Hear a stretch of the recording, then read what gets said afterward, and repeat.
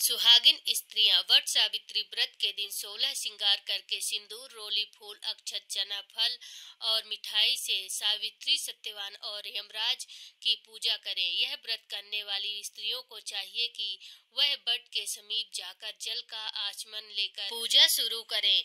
What के मूल में ब्रह्मा, मध्य में जनार्दन, अग्रभाग में शिव और समग्र में सावित्री हैं। हे वट, अमृत के समान जल से मैं तुमको सींचती हूँ।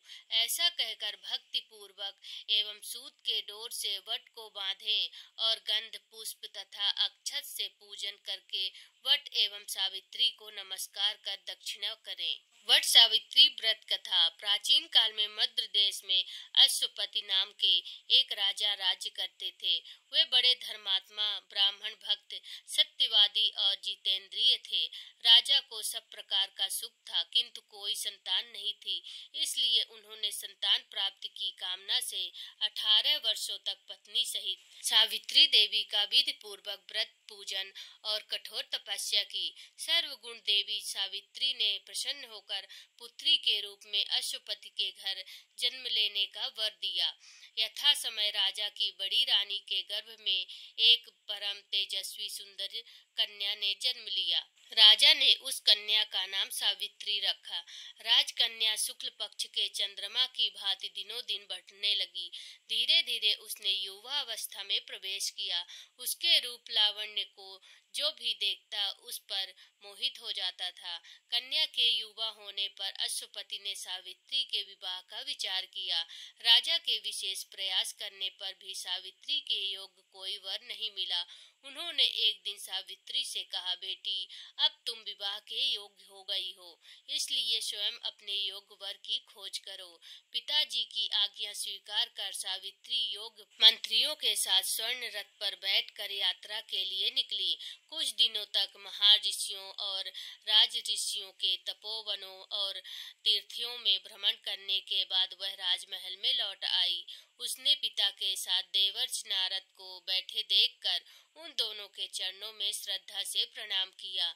महाराज अश्वपति ने सावित्री से उसी यात्रा के समाचार पूछा। सावित्री ने कहा, पिताजी, तपोवन में अपने माता पिता के साथ निवास कर रहे द्युम्नसेन के पुत्र सत्यवान सर्वथा मेरे योग्य हैं। अतः सत्यवान की कीर्ति सुनकर उन्हें मैंने पति के रूप में वरण कर लिया है। नारद जी सत्यवान तथा सावित्री के ग्रहों की गणना कर राजा अश्वत्थ से बोले, राजन, सावित्री ने बहुत बड़ी भूल कर दी है। सत्यवान के पिता शत्रुओं के द्वारा राज्य से वंचित कर दिए गए हैं। वे मन में तपस्वी जीवन व्यतीत कर रहे हैं और अंधे हो चुके हैं। सबसे बड़ी कमी यह है कि सत्यवान की आयु अब केवल 1 वर्ष ही शेष है और सावित्री के 12 वर्ष की आयु होने पर सत्यवान की मृत्यु हो जाएगी। नारद जी की बात सुनकर राजा अश्वपति व्यग्र हो गए।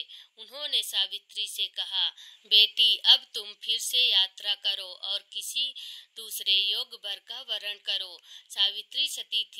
उसने दृढ़ता से कहा, पिताजी, आर्य कन्या होने के नाते जब मैं सत्यवान का वरण कर चुकी हूँ तो अब सत्यवान चाहे अल्प आयु हो या दीर्घ आयु, अब तो वही मेरे पति बनेंगे। जब मैंने एक बार उन्हें अपना पति स्वीकार कर लिया, फिर मैं दूसरे पुरुष का वरण कैसे कर सकती हूँ। सावित्री का निश्चय दृढ़ जानकर महाराज अश्वपति ने उनका विवाह सत्यवान से कर दिया। सावित्री ने नारद जी से सत्यवान की मृत्यु का समय ज्ञात कर लिया तथा अपने ससुर परिवार के साथ जंगल में रहने लगी। धीरे धीरे वह समय भी आ पहुंचा जिसमें सत्यवान की मृत्यु निश्चित थी। सावित्री ने नारद जी द्वारा बताए हुए दिन से 3 दिन पूर्व से ही निराहार व्रत करना शुरू कर दिया था। नारद द्वारा निश्चय तिथि को पति एवं सास ससुर की आज्ञा से सावित्री भी उस दिन पति के साथ जंगल में फल, मूल और लकड़ी लेने के लिए गई। सत्यवान वन में पहुंचकर लकड़ी काटने के लिए बड़ के पेड़ पर चढ़ा। अचानक वृक्ष से लकड़ी काटते समय सत्यवान के सिर में भयंकर पीड़ा होने लगी और वह पेड़ से नीचे उतरा। सावित्री ने उसे वट के पेड़ के नीचे लिटाकर उसका सिर अपनी गोद में रख लिया। कहीं कहीं ऐसा भी उल्लेख मिलता है कि वट वृक्ष के नीचे लेटे हुए सत्यवान को सर्प ने डस लिया था, लेकिन ऐसा नहीं है। उसी समय सावित्री को लाल वस्त्र पहने भयंकर आकृति वाला एक पुरुष दिखाई पड़ा। वे साक्षात यमराज थे। यमराज ने ब्रह्मा के विधान के रूप में रेखा सावित्री के सामने स्पष्ट की और सावित्री से कहा, तू पतिव्रता है, ऐसे में तेरे पति की आयु समाप्त हो गई है, मैं इसे लेने आया हूँ। इतना कहकर देखते ही देखते यमराज ने सत्यवान के शरीर से सूक्ष्म जीवन को निकाला और सत्यवान के प्राणों को लेकर वे दक्षिण दिशा की ओर चल दिए। सावित्री भी सत्यवान को वट वृक्ष के नीचे ही लिटाकर यमराज के पीछे पीछे चल दी थी। पीछे आती हुई सावित्री को यमराज ने उसे लौट जाने का आदेश दिया। इस पर वह बोली, यमराज, जहाँ पति वहीं पत्नी, यही धर्म है, यही मर्यादा है। सावित्री की बुद्धिमत्ता पूर्ण और धर्मयुक्त बातें सुनकर यमराज का हृदय पिघल गया। सावित्री के धर्मनिष्ठा से प्रसन्न होकर यमराज बोले, पति के प्राणों से अतिरिक्त कुछ भी मांग लो। सावित्री ने यमराज से सास ससुर के आंखों ज्योति और दीर्घ आयु मांगी। यमराज तथास्तु कहकर आगे बढ़ गए। सावित्री भी यमराज का पीछा करते हुए रही। यमराज ने अपने पीछे आती सावित्री से वापस जाने के लिए कहा तो सावित्री बोली, पति के बिना नारी के जीवन के कोई सार्थकता नहीं है। यमराज ने सावित्री के पतिव्रत धर्म से खुश होकर पुनः वरदान मांगने के लिए कहा।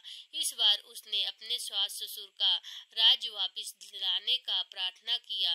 तथास्तु कहकर यमराज आगे चल दिए। सावित्री अब भी यमराज के पीछे चलती रही। इस बार सावित्री ने 100 पुत्रों का वरदान मांगा, पर पति के बिना मैं 100 पुत्रों का वरदान कैसे दे